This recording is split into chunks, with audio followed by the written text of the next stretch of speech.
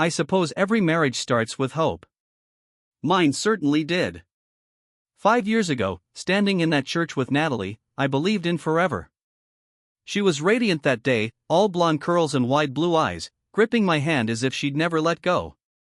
I loved her for her sharp mind, her quirky sense of humor, and the way she hummed absent-mindedly when she cooked. If you'd told me then that I'd be sitting alone in this kitchen, a half-empty glass of whiskey sweating on the table, replaying the worst night of my life, I would have laughed you off. But life's funny like that. It all began with a graduation party. Natalie had just completed her master's degree in history. I was proud, endlessly so, and the idea of attending the university-hosted party with her was a no-brainer. We both needed a night to unwind. "You'll come, right?" she asked one morning, her eyes wide with expectation. "Of course," I replied. "Wouldn't miss it." But from the start, something felt off. She spent more time on her appearance than usual, cycling through 3 dresses before settling on a crimson number that clung to her in ways I hadn't seen in years. "Wow," I said when she stepped out. "You look stunning." She smiled tightly, distracted. "Thanks." When we arrived at the campus hall, the place was buzzing, laughter, clinking glasses, old professors mixing with young graduates. I spotted a few familiar faces, grabbed us drinks, and found Natalie deep in conversation with someone across the room. It was him. Professor Eric Grayson. He was in his mid-40s, sharply dressed, lean with an easy, magnetic smile. I recognized him from the occasional department mixer. I also remembered Natalie mentioning him repeatedly over the past semester. "Professor Grayson thinks my thesis has potential. Eric recommended this book, you'd love it.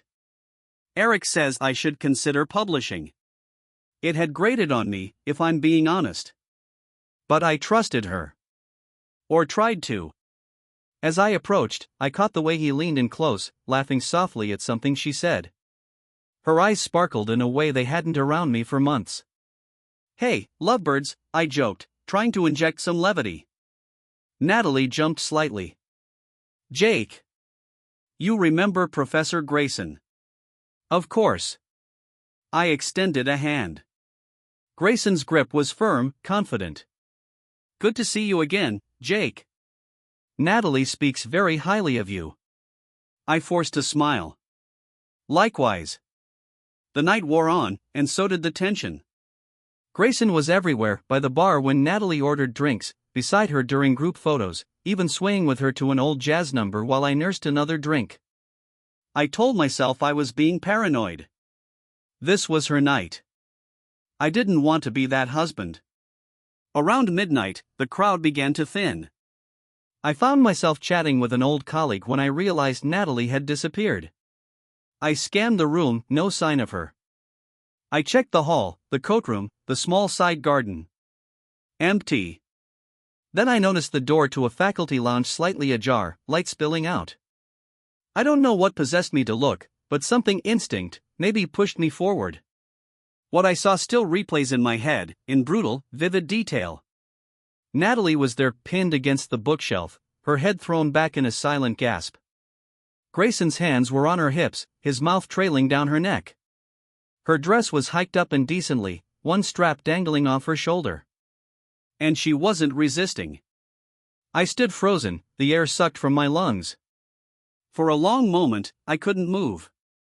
Couldn't breathe. Then she opened her eyes and saw me. Her face crumpled, horror and guilt flashing all at once. "Jake," she started, scrambling to pull her dress down. But I was already backing away, heart pounding, vision swimming. I don't remember leaving. I barely remember driving home. Just the crushing weight in my chest and the ringing in my ears. Now here I am, in this silent kitchen, the clock ticking toward dawn. And I can't help but wonder, was it all a lie? Were the late nights, the study sessions, the texts she brushed off, was he always there? The ache in my chest says yes. And yet, part of me wants to hear her out. To demand answers I may not want. Because this story isn't over yet. Not by a long shot. I didn't sleep. I sat in that kitchen, nursing the same glass of whiskey until the sun bled pale light through the window blinds. I must have gone over every memory of the past year 100 times. The late study nights, the sudden passion for history she hadn't shown before, the text she answered with a distracted smile. How had I not seen it? Or had I, and just refused to believe? At some point, the front door clicked open. I heard her heels on the hardwood. Hesitant, light. Like she knew she was walking into a war zone. I stayed in my seat, arms crossed, staring at the table. Jake? Her voice was small, tentative.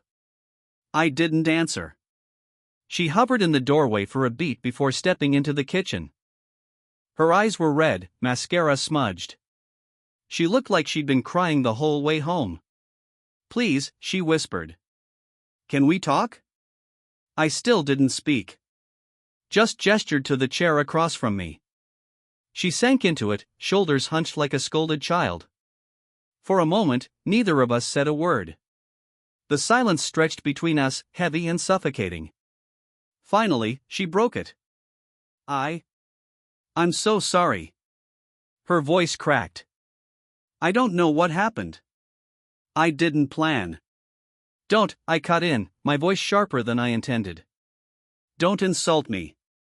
Tears welled in her eyes again. You have to believe me. It wasn't supposed to happen. Eric, he was just. I don't know. I let out a bitter laugh. You don't know? Natalie, I saw you. That wasn't a mistake. That wasn't a moment of weakness. That was a choice. She buried her face in her hands, shoulders shaking. I'd been so lost, Jake. The stress with my thesis, the pressure. I felt invisible. You've been so caught up with work, with everything else. And you think screwing your professor fixes that? Her head shot up, pain flashing in her eyes. It wasn't like that. I slammed my palm on the table, making her flinch. Then tell me what it was. Because from where I stood, it looked pretty damn clear. For a long moment, she said nothing, just wiped her eyes with trembling fingers. When she finally spoke, her voice was barely audible. It started a few months ago. He saw me. Listened when I talked about history, about the thesis. He said things you haven't said in a long time. I stared at her, disgust and heartbreak warring in my chest. So what? That gave you permission? No, a sob escaped her throat. I'm not making excuses. I swear. It was wrong. I know that. But I felt, needed. Desired. I pushed back from the table, pacing the kitchen. I wanted to scream, to smash something, to erase the image of her and Grayson burned into my mind. Do you love him? The question ripped from me before I could stop it. Her head shook violently. No. God, no. It was a mistake, Jake. I was drunk, and the moment got out of control. You weren't drunk, I spat. I saw you. You knew exactly what you were doing. She collapsed into tears again, shoulders racked with guilt. I love you, Jake, she whispered through sobs. Please. I'll do anything. I'll cut all contact.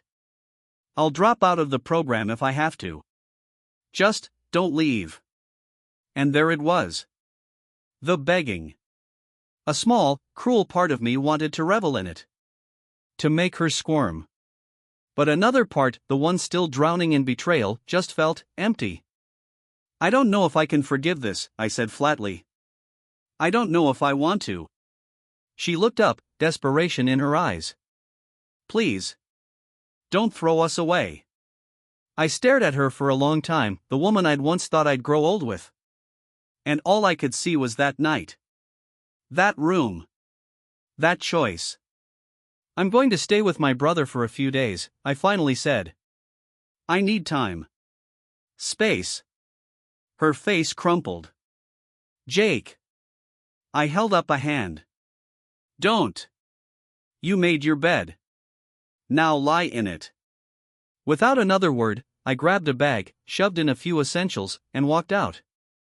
As I closed the door behind me, I heard her sobbing, broken and alone. And me? I felt nothing. Just cold. That was the end of us. In the weeks that followed, I refused her calls. The damage was too deep, the trust shattered beyond repair. I filed for divorce a month later. And though some nights I still see that image when I close my eyes, I know one thing for certain. I deserved better than a wife who mistook admiration for love, and a cheap thrill for connection. Some betrayals are unforgivable. This was one of them.